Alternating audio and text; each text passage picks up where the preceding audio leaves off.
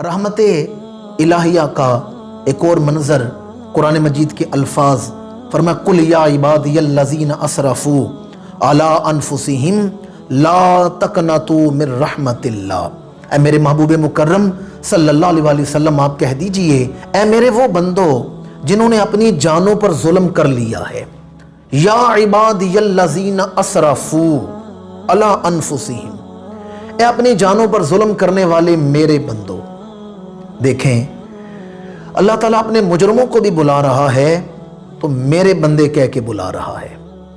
ہمارے ہاں تو یہ معاملہ ہے، اگر کسی نے میری عزت نفس پر کوئی بات کی، اسے زک پہنچائی، معاشرے میں، خاندان میں، برادری میں اگر کسی نے مجھے برا بلا کہا، یا اگر کسی نے میری کوئی مخالفت کی، تو میں کہتا ہوں میرا اس کا مرنا جینا ختم ہو گیا، میں تو اس کا چہرہ دیکھنا بھی گوارا نہیں کرتا۔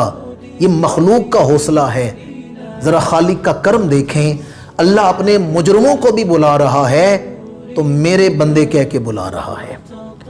یا عبادی الذین اسرفوا، اے میرے وہ بندو جنہوں نے اپنی جانوں پر ظلم کیا ہے۔ یا عبادی الذین کے بعد آگے نمازیوں کا ذکر نہیں، روزے داروں کا ذکر نہیں، نہ حاجیوں کا ذکر ہے، نہ صدقہ و خیرات کرنے والوں کا ذکر ہے، بلکہ آگے ذکر ہے اسرفوا علی انفسہم، وہ میرے بندو جنہوں نے اپنی جانوں پر ظلم کر لیا ہے۔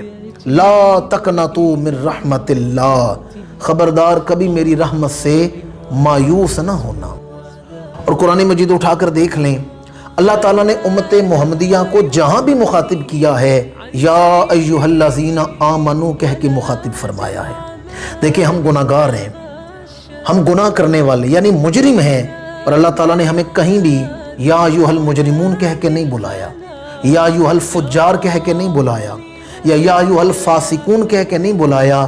اللہ نے ہمیں جب بھی بلایا ہے یا ایھا الذین آمنوا کہہ کے بلایا ہے۔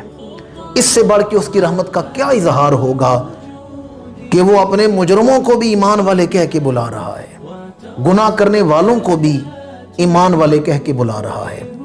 حضرت مالک بن دینار رحمۃ اللہ تعالیٰ علیہ آپ فرماتے میں ایک دن ایک ندی نالے کے کنارے چہل قدمی کر رہا تھا، تو میں نے کیا دیکھا، ایک جھاڑی سے ایک سیاہ رنگ کا اور بڑا زہرناک قسم کا بچھو نکلا، اور جیسے وہ پانی کے قریب پہنچا تو پانی سے ایک مینڈک نکلا، بچھو مینڈک کی پشت پر بیٹھا اور مینڈک نے پانی پر تیرنا شروع کر دیا، اسے ندی نالے کے پار لے گیا۔